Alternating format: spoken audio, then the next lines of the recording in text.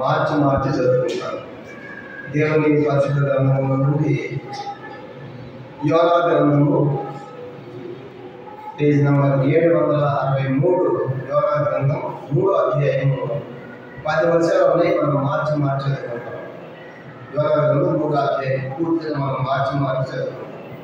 అంతటి యెహోవాకు రెండవ వారు యోనా ప్రత్యక్షమై సెలవిచ్చినది ఏమనగా,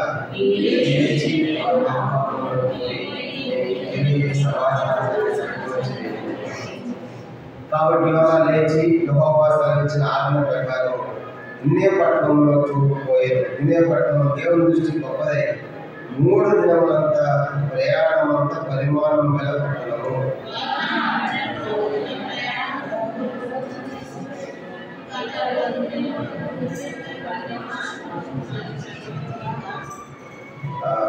నినయ పట్టణం వారు దేవుని యందు విశ్వాసం ఉంచి ఉపవాస దినములను చాటించి బరులేమి అల్పులేమి అందరూ కోని పట్ట కలుపుకొని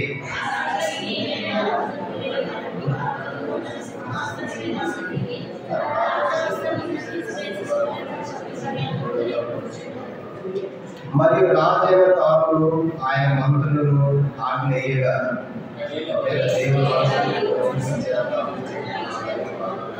తన కోపానికి చాలా మనుషులు ఏది పశువులు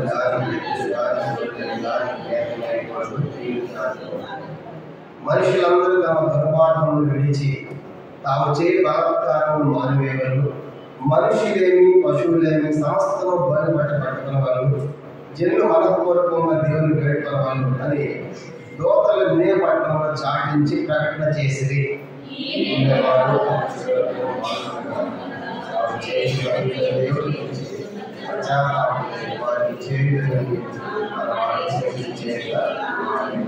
ప్రార్థన. పరలోక మొదల మా తండ్రి, పరిశుద్ధ దేవుని స్తోత్రాలు. ఈ రాత్రి సంఘ ప్రార్థన కొరకే పాడిన పాటల ద్వారా ఈ సమయంలో చదవడం వాక్యం గత రాత్రి నుంచి జ్ఞానాన్ని ధ్యానిస్తున్నాం. ప్రార్థన కొరకే అనేకమైన సంగతులు జ్ఞాపకం చేస్తున్నారు. ఈ దినం కూడా ఈ రాత్రి విశేషంగా ప్రభా ఆ ప్రజలు ఎట్లా మీరు కనికరించారు అనే సంగతులు కూడా మీ యొక్క వాక్యం దాన్ని మీరు మాట్లాడండి. మేము కూడా క్షమించబడాలంటే, ఆశీర్వదించబడాలంటే, ఎలా జీవించాలో కూడా, ఎలా నిన్ను సమీపించాలో కూడా మీరే మాకు నేర్పించమని సహాయపడండి. ఐక్యదాసు నన్ను బలపరచమని సహాయపడండి. యేసుక్రీస్తు నామమున ప్రార్థించి వేడుచున్నాము తండ్రి.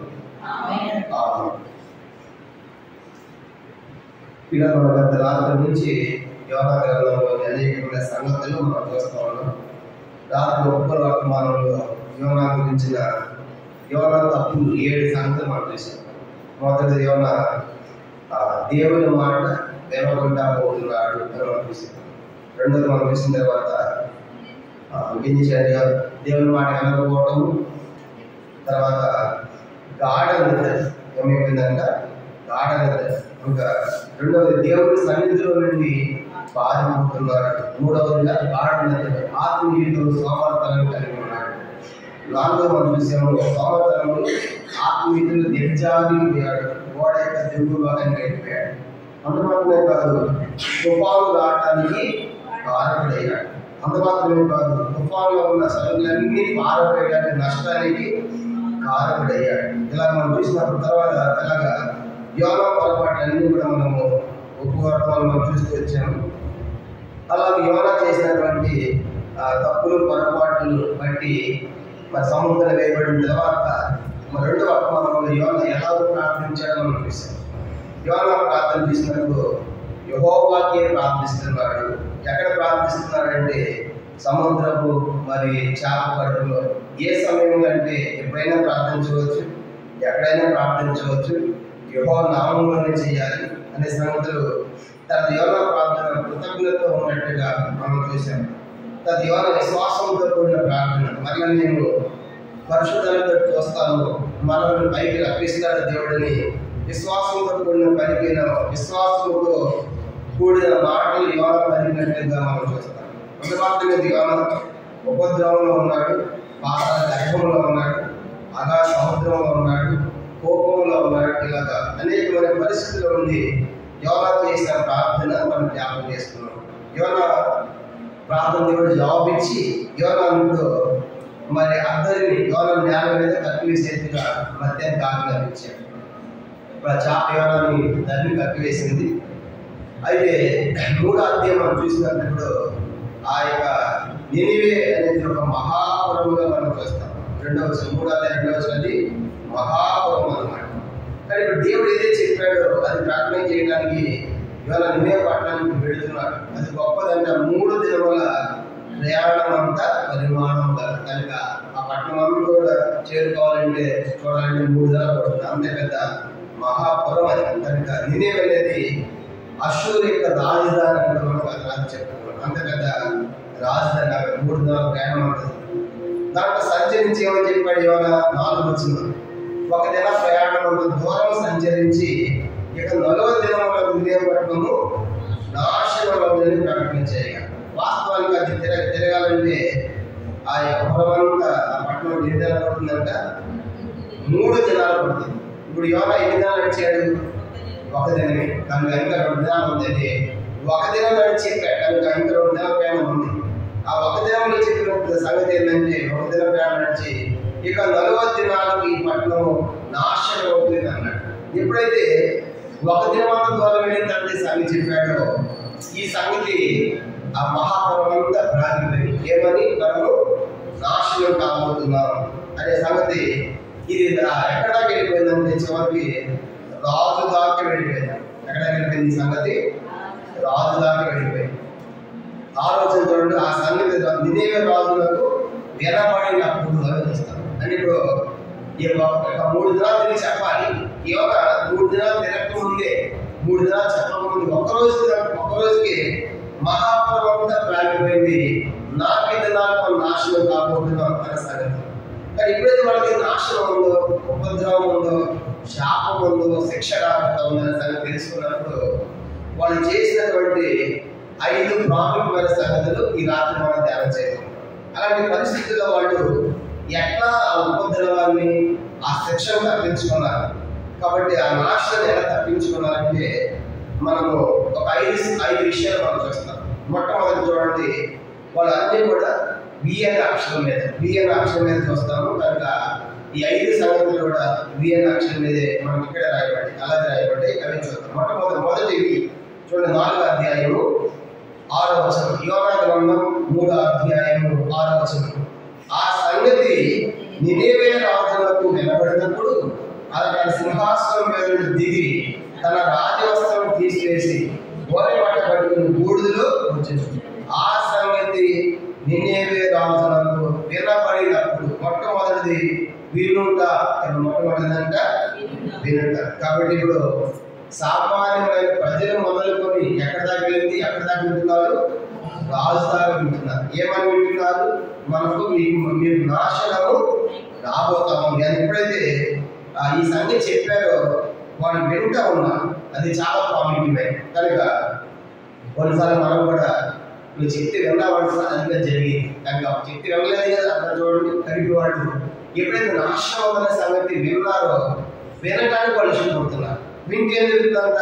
రోమ 10:17 వినడం వలన విశ్వాసము కలిగి. కాబట్టి ఇప్పుడు వాళ్ళకి ప్రకటన వచ్చింది. అది వాళ్ళకి నష్టం అనేది, నాశనం అనేది ప్రకటన వచ్చినప్పుడు వాళ్ళు వింటా ఉన్నారు. చాలాసార్లు అలాగే చెప్తారు, నిర్లక్ష్య పెట్టడం లేదు. కనుక వినేది మనం వస్తాం. వినేది కూడా ఎట్లా వినాలి కనుకంటే ఎట్లా వినాలంటే నిర్గమాకాండం 23వ అధ్యాయం చూడండి. దేవుని మాట ఎట్లా వినాలంటే నిర్గమాకాండము 23వ అధ్యాయము 22వ వచనం.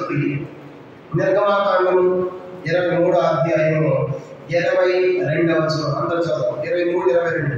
అయితే నీవు ఆయన మాటను జాగ్రత్తగా విని నేను చెప్పినది యావత్తు చేసినాడా నేను నీ శత్రువును నీ విరోధులకు. కాబట్టి దేవుని మాట ఎట్టయినా మనము జాగ్రత్తగా వినాలి. కాబట్టి వినటం వేరే, జాగ్రత్తగా వినటం వేరే. కానీ కొన్నిసార్లు ఊరు వెళ్తానుకోండి, ఏం చెప్తాము? జాగ్రత్త అంటాం. కానీ జాగ్రత్త చెప్తాము. కానీ వెళ్ళటం వేరే, జాగ్రత్తగా వినడం చెప్పడం వేరే.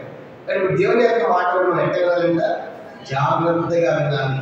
ఇప్పుడు నినే పట్టణస్తులు కూడా ఇప్పుడు చెప్పండి, నాశనం వచ్చిందని చెప్పగా వాళ్ళు ఎక్కడ వింటారు? దేవుని యొక్క మాటలు వాళ్ళు జాగ్రత్తగా వింటున్నారు. ఇంకా ఎక్కడ దేవుని మాటలు? నెహెమ్యా గ్రంథం 8వ అధ్యాయం. నెహెమ్యా గ్రంథం 8వ అధ్యాయము 3వ వచనం. నెహెమ్యా గ్రంథం 8వ అధ్యాయము 3వ వచనం చూడండి. ఇంకా దేవుని యొక్క మాటలు ఎట్లా వినాలంటే జాగ్రత్తగా వినాలి, ఇంకా శ్రద్ధగా వినాలంట. నెహెమ్యా గ్రంథం 8వ అధ్యాయం 3వ వచనం మనం చదువుకుంటాం. నీటి కొమ్మ ఎదుట మైదానంలో ఉదయం మొదలు మధ్యాహ్నం వరకు నిలిచిన ఆ స్త్రీ పురుషులకు తెలివితో వినగల వారందరికీ చదివి వినిపించి వచ్చాను.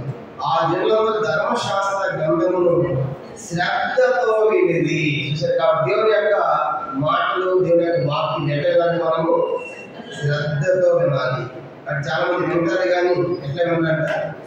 శ్రద్ధగా వినాలి. క్లాసులో కూడా క్లాస్ నిండా పిల్లలు ఉంటే ఆ రూమ్ నిండా అందరూ వింటారనుకుంటారు, కానీ టీచర్కి అర్థమైపోతుంది ఎవరు వింటలేదు. మధ్యలో ఒకటి లేపి ఏం చెప్పాను చెప్పారు అనగానే వాడు టీవీ చూస్తూ ఉంటాడు. దానికి అందుకు విన్నట్టుగా విన్నాడు, కానీ ఎట్లా విన్నవాడు? శ్రద్ధగా విన్నాడు. శ్రద్ధగా వాడు సమాధానం చెప్తాడు కనుక. అంటే విన్నట్టుగానే ఉంటాను కానీ వింటున్నట్టుగా ఉంటాను కానీ చెప్పడాన్ని వినని వారు ఉంటారు. కానీ దేవుని యొక్క మాటలు మనము జాగ్రత్తగా వినాలి, దేవుని మాట మనం శ్రద్ధగా వినాలి. ఎందుకంటే వినటం వల్ల ఏం కలుగుతుందంటే విశ్వాసం కలుగుతుంది. కొలస్సీ పత్రిక 1వ అధ్యాయం. కొలస్సీ పత్రిక 1వ అధ్యాయము 7వ వచనంలో చదువుదాం. కొలస్సీ పత్రిక 1వ అధ్యాయము విని మనం నేర్చుకోవాలి. కొలస్సీ పత్రిక 1:7. ఎపఫ్రా అను మా ప్రియుడైన తోడు దాసుడు ఉన్న ఈ సంగతులను నేర్చుకోండి. ఎప్పుడైతే మనం వింటామో విన్నవాడు నేర్చుకుంటాడు. కాబట్టి వినకపోతే ఏం నేర్చుకోలేదు.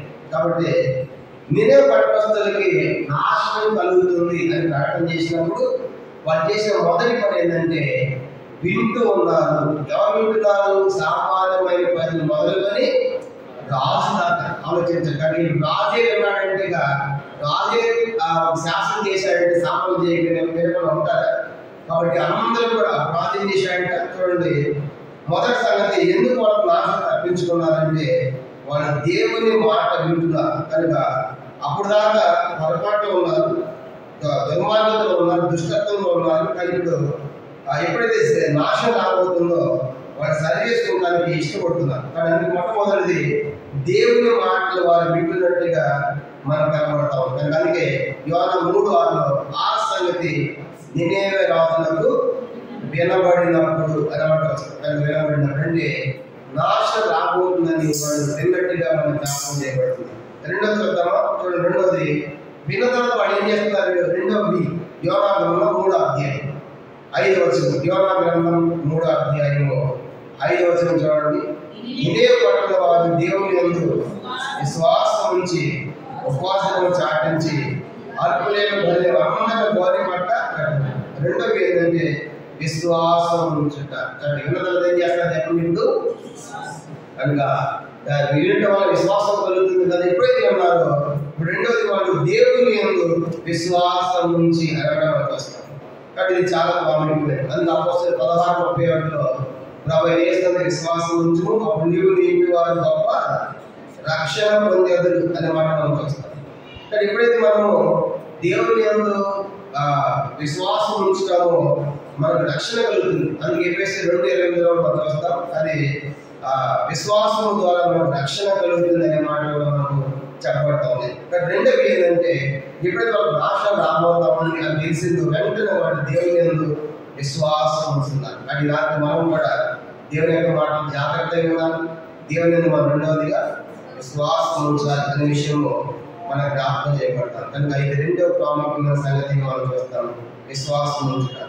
ఎప్పుడైతే విశ్వాసం ఉంచితే ఏం జరుగుతుంది? యోహాను సువార్త 3వ అధ్యాయం చూడండి. దేవుని విశ్వాసం ఉంటే వాళ్ళకి ఉగ్రత ఉండదంట. యోహాను సువార్త 3వ అధ్యాయం 36వ వచనం చివరి వచనం. యోహాను సువార్త దేవుని యందు విశ్వాసం ఉంచిన వాడు ఉగ్రత చూడడు, జీవం చూస్తాడు. యోహాను సువార్త 3వ అధ్యాయం 36వ వచనం. కుమారుని విశ్వాసం ఉంచేవాడే నిత్య జీవం గలవాడు. కుమారుడు దేవుని కాని వాడు జీవం చూడడు కానీ దేవుని ఉగ్రత వారి మీద నీరు కలిగి. విశ్వాసం ఉంచేవాడికి ఏమన్నా నిత్య జీవం. దేవుని విశ్వాసం ఉంచాడు. కాబట్టి గలతీ పత్రిక 3వ అధ్యాయం గలతీ పత్రిక 3వ అధ్యాయం 26వ వచనం. గలతీ 3:26. యేసుక్రీస్తు నందు మీరందరూ విశ్వాసం వల్ల దేవుని కుమారులై ఉన్నారు. కాబట్టి దేవుని విశ్వాసం ఉంచడం ద్వారా దేవుని కుమారులు అవుతాము. తర్వాత మరి నిత్య జీవాన్ని పొందుకుంటాము. తర్వాత విశ్వాసం ఉంచడం ద్వారా గొప్ప రక్షణ పొందుతాము. మరి ఇవన్నీ కూడా మనం అందుకే ప్రభు కూడా చెప్పాడు మార్క్స్ 16వ అధ్యాయంలో, నమ్మి బాప్తిసం పొందినవాడు రక్షింపబడు. కాబట్టి నమ్మితే విశ్వాసం ఉంటే రక్షణ. కానీ రెండో సంగతి ఏంటంటే వాళ్ళు విశ్వాసం ఉంచుతున్నారు, దేవుని కనికరించండి. రెండో సంగతి మనకి వాళ్ళు దేవుని విశ్వాసం ఉంచేది మనం చూస్తారు. కానీ మొట్టమొదటిగా దేవుని మాటలు విన్నారు, రెండవది విన్నటువంటి వాడు దేవుని యందు విశ్వాసం ఉంచారు. ఇప్పుడు మూడోది ఏం చేస్తుంది? 3వ అధ్యాయం యోనా గ్రంథం 3వ అధ్యాయము 5వ వచనం. యోనా గ్రంథం 3వ అధ్యాయము మనం గమనించ 3వ అధ్యాయము 5వ వచనం. నినే పట్టణ వారు దేవుని మీద విశ్వాసం నుంచి ఉపవాస దినం నుంచి ఆచరించి గోలే మన అందరూ గోలే పట్ట పట్టుకోండి. అంటే మూడోవి ఏం చేస్తున్నారంటే విధేయత. చెప్పండి, మూడో సంగతి ఏం చెప్పండి?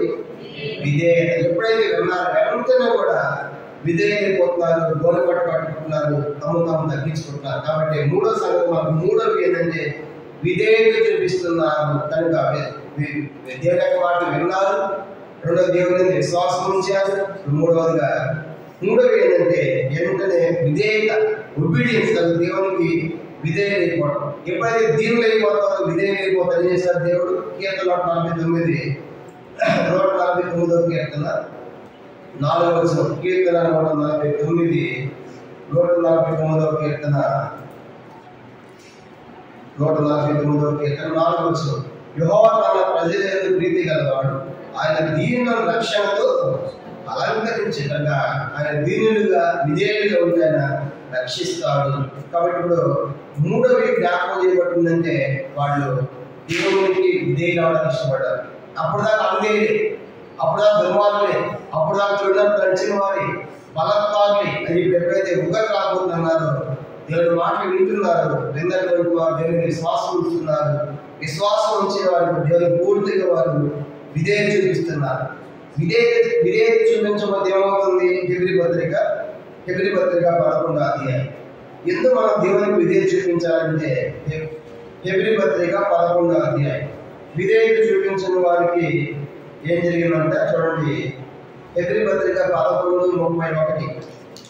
హెబ్రీ 11:31. విశ్వాసమును బట్టి రాహాబు వేశ్య వేగుల వారిని సమాధానంలో చేర్చుకున్నందున అవిధేయులతో పాటు నశింపకపోయాను. అవిధేయులకి ఏముందంటే నాశనం, నశిస్తారు. కాబట్టి ఆమె వాళ్ళు అవిధేయులైతే నశించారు. కానీ ఇప్పుడు రాహాబు అనే విషయం విధేయత చూపించింది కాబట్టి ఆమె నాశనం నుండి తప్పించబడింది. కానీ వీళ్ళు నాశనం ఉంది కాబట్టి వీళ్ళు ఇప్పుడు ఏం చేస్తారు? దేవునికి వాళ్ళు విధేయులు అవుతున్నారు. హెబ్రీ పత్రిక 5వ అధ్యాయం. విధేయులైతే దేవుడు ఏం చేస్తారు? విధేయులైన వారికి హెబ్రీ పత్రిక 5వ అధ్యాయం 9వ వచనం. హెబ్రీ పత్రిక 5వ అధ్యాయము 9వ వచనం. హెబ్రీ 5:9.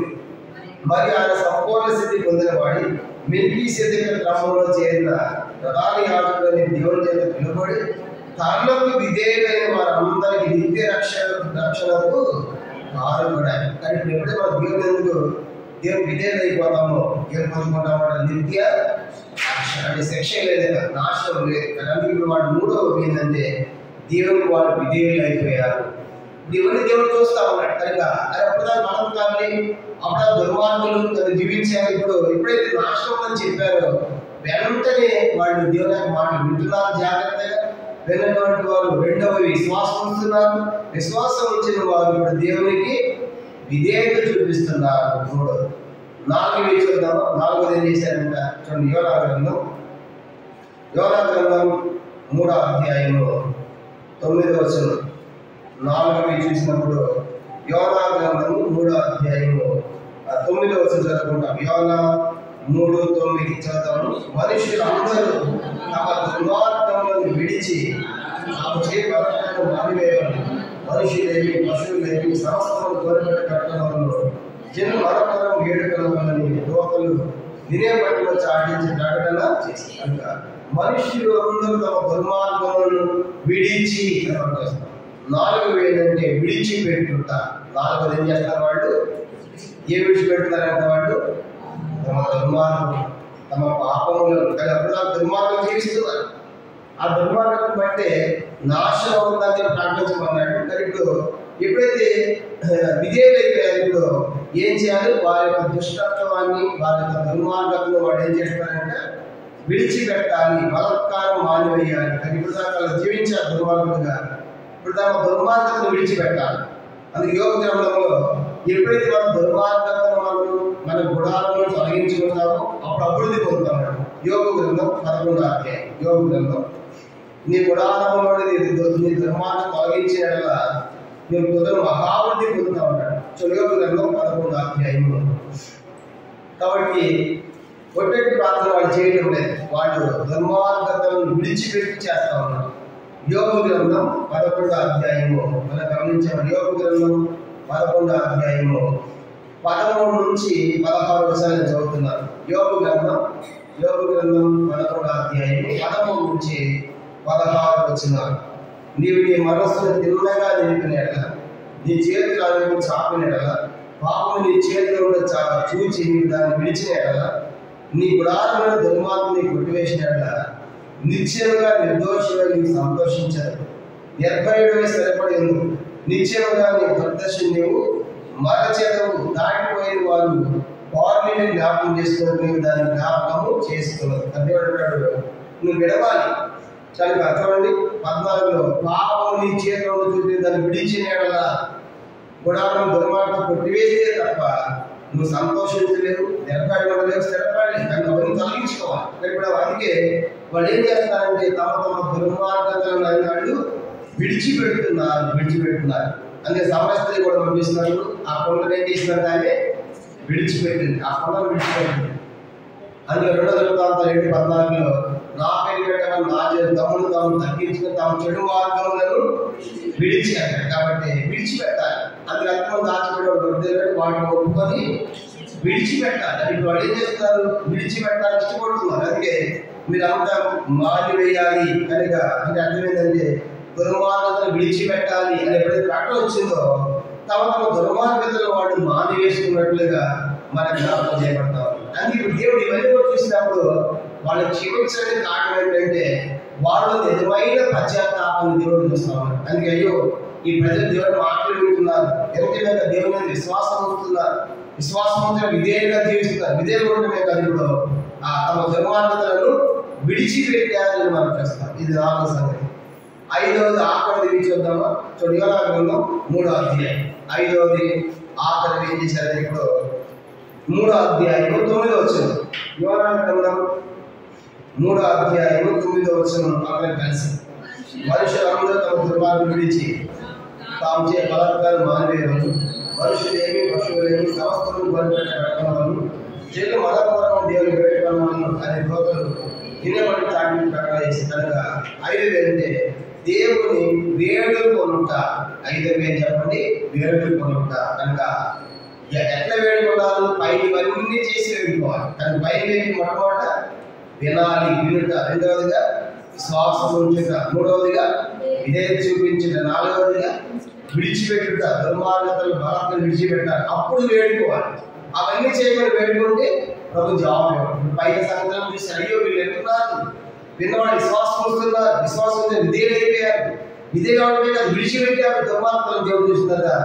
ఇప్పుడు వేడుకుంటామని ఇప్పుడు ఆ ప్రార్థన జవాబు తప్పనిసరిగా ఇస్తాడు. అది ఎప్పుడైతే మనము పై 4 సంగతులు కలిగి 5వది మనం వేడుకుంటామో అప్పుడు ఆ ప్రార్థన జవాబు వస్తుంది. రొట్టె వేడుకోవడం. కాబట్టి పైన వినకుండా, దేవుని మాట వినకుండా, దేవుని విశ్వాసం ఉంచకుండా, దేవుని విధేయులు కాకుండా, విడిచిపెట్టకుండా దుర్మార్గతలు మనం వేడుకుంటే మన ప్రార్థన జవాబు రాదు. కాబట్టి అవన్నీ విడిచిపెట్టారు. అవన్నీ విడిచిపెట్టి ఇప్పుడు వేడుకోవడం ప్రారంభించారు.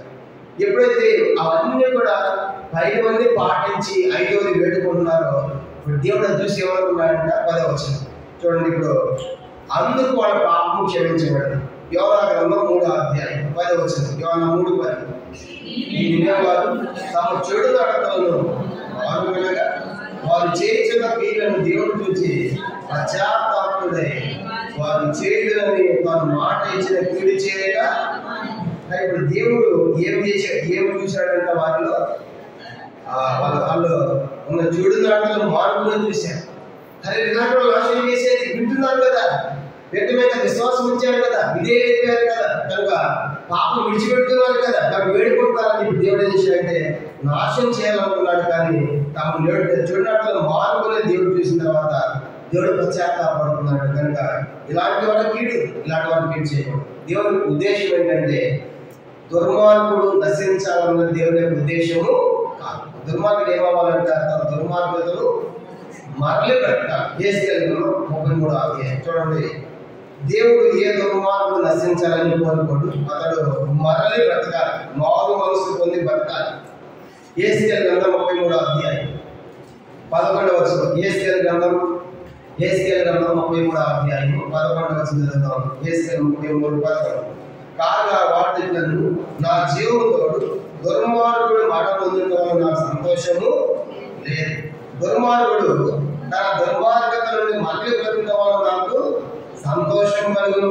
కాబట్టి ఇశ్రాయేలులారా మనసు తిప్పుకోండి, మీ దుర్మార్గత నుండి మళ్ళీ మనస్సు తిప్పుకొని మీరు ఎందుకు మాడనందుకు ఇదే ప్రభు యెహోవా ఏమంటాడు. దుర్మార్గతను నశించి నాకు సంతోషం లేదు. ఒకసారి లోకంలో మనుషులు ఏమంటాడు, వాడు దుర్మార్గుడు అలాగే సావాలి, సచ్చినాడ పోయి దుర్మార్గుడు పని చేశాడంట. కానీ దేవుడు అంటున్నాడు కదా, ఆ దుర్మార్గుడు అలా దుర్మార్గుడు నశించు నాకేమాత్రం సంతోషము. ఆ దుర్మార్గుడు ఏం చేయాలి, తన దుర్మార్గతను మారాలి, దాని నుంచి మారి సర్వేసుకుని బతకాలని దేవుడు కోరుతున్నారు. కానీ ఇప్పుడు మీరే పట్ల ప్రజలు కూడా ఎలాంటి వాళ్ళు అంటే దుర్మార్గులు, చెడ్డ వాళ్ళంతా కూడా దుర్మార్గులు. కనుక బలత్కారులు, కనుక చెడుదలు చేసిన దుర్మార్గులు. యోనాను 3 చదువుకున్నాం కదా, వారు తమ దుర్మార్గములను విడిచేందుకు దుర్మార్గంగా ప్రవర్తించారు, బలత్కారులు వాళ్ళు. కాబట్టి అట్లాంటి వారు దేవుడు నశము చేయాలనుకున్నప్పుడు ఇప్పుడు వాళ్ళు అవన్నీ విడిచేశాక దుర్మార్గములన్నీ వాళ్ళు మారివేశారు. కాబట్టి రాత్రి ఎందుకు వాళ్ళ పాపాన్ని క్షమించారు అంటే వాళ్ళు ఎట్లా వేడుకున్నారు దేవుడిని అంటే, ఇప్పుడు చెప్పండి, వేడుకోవడం అంటే వాళ్ళ దేవుడిని నిజముగా వేడుకుంటారు. ఎట్లా వేడుకుంటారు చెప్పండి, దేవుడు వాడు నిజముగా 145వ కీర్తన చూడండి.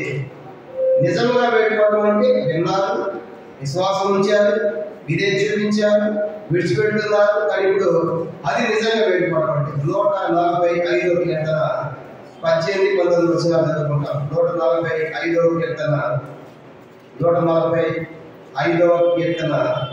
18-19 వచనాలు.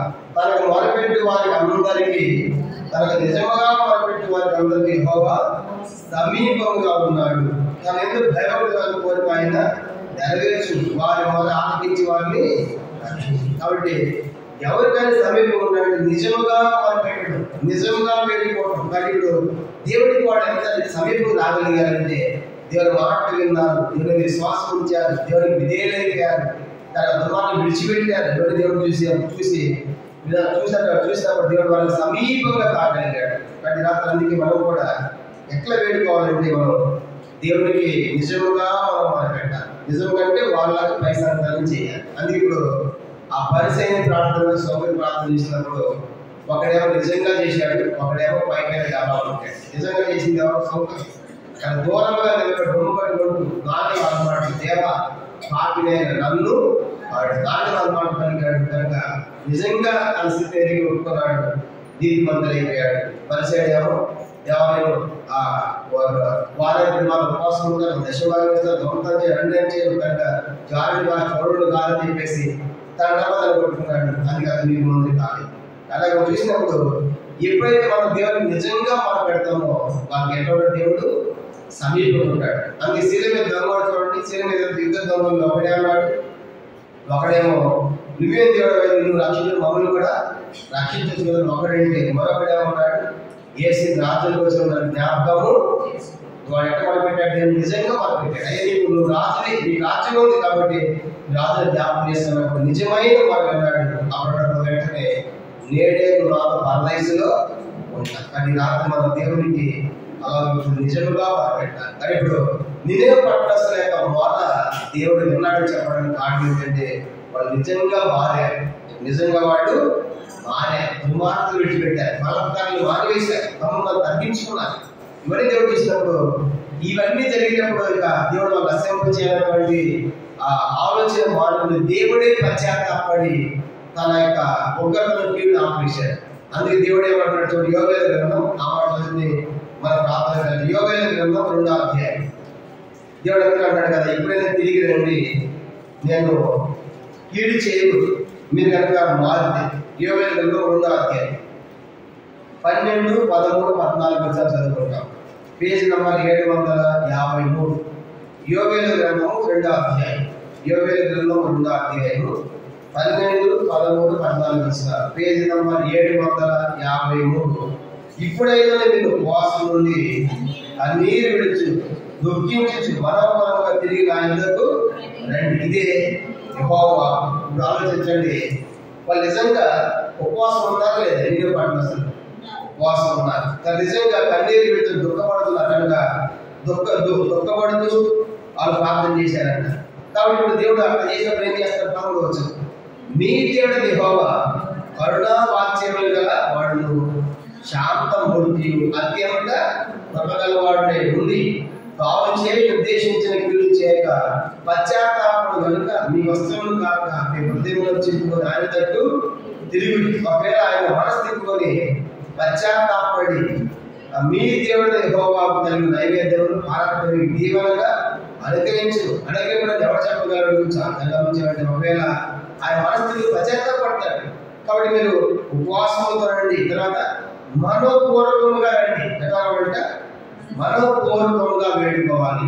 ఇప్పుడు యోనా గ్రంథం అదే పట్ల రాయబడింది. యోనా గ్రంథం చూడండి, మనోపూర్వకం వేడుకుంటే ఆ మాట రాయబడింది. మనోపూర్వకం వేడుకున్నాడు.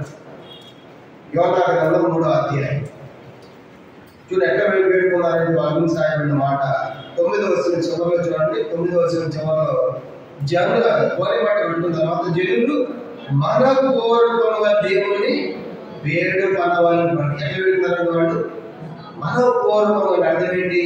మనస్ఫూర్తిగా అని యథార్థంగా నిజముగా అని వాళ్ళు ఆ దేవుని మొదలుపెట్టారు. అందుకని అది జరిగింది. కాబట్టి అది చాలా బాగుండట్లేదు. మనపూర్వకంగా వేడుకోవడం అంటే నిజముగా మొదలుపెట్టడం. కాబట్టి అందుకు ఏమైనా చెప్పాడు, వేరేగా వాళ్ళు ఉపవాసం ఉన్నారు, మన పనులు మొదలుపెట్టారు, కనుక చెడు మాటలు మానుకున్నారు, విడిచిపెట్టారు, విశ్వాసం ఉంచారు, విధేయులయ్యారు, విన్నారు. కాబట్టి దేవుడు ఇప్పుడు కీడు చేయకుండా పశ్చాత్తాపడి కీడు దొంగని తప్పించాడు. అది రాత్రి అందుకే వాళ్ళ పాపం క్షమించాడు. అంత భయంకరమైన బలాత్మైన దుర్మార్గమైన చెడిపోయిన పట్టణాన్ని కాపాడడం కారణం ఏంటంటే వారి లోపల వచ్చినటువంటి పశ్చాత్తాపాన్ని దేవుడు చేశాడు. కానీ రాత్రి మనం కూడా మన పాపాల విషయమై మన పొరపాటు విషయం మనం పశ్చాత్తాపడాలి. ఎందుకంటే కొన్ని పొరపాట్లు ఉంటాయి. పేతురు కూడా తప్పు చేశాడు. ఆయన చివరికి ఆ పేతురు బయటకు ఏం చేశాడంట? సంతాపడి వెలుపలిగిపోయి ఏడ్చిన. అయ్యా ప్రభా నేను ఎక్కడని చెప్పాను, ఏడ్చాడు పశ్చాత్తాపడ్డాడు. పేతురు కనిపించబడ్డాడు. కానీ యోధ పశ్చాత్తాపడేది సరిగేసుకోలేదు. కానీ రాత్రి మనం నినే పట్టొస్తులాగా దేవుని మాట విందాము. రెండవ దేవుని యందు విశ్వాసం ఉంచుతాము. మూడవది దేవునికి విధేయత పెడతాము. నాలుగవదిగా విడిచిపెడతాము దేవునికి అసహ్యమైనవి. అప్పుడు దేవుడు మనపూర్వకంగా వేడుకున్నప్పుడు దేవుడు తప్పనిసరిగా మన పైన, ఎందుకంటే ఆయన ఎట్లా అంటే కీర్తన 86:5 రాయబడింది, ఆయన క్షమించడం సిద్ధమైన మనస్సు అలాంటి అనుభవం కలిగి ఈ రాత్రి మనం ప్రార్థన చేయడానికి ప్రభు తన కృప మనకు దయచేయను కాక. ప్రభు యొక్క వాక్యాన్ని దీవించను కాక. ఆమేన్. కొన్ని ప్రార్థన జ్ఞాపకం పెట్టుకోనండి.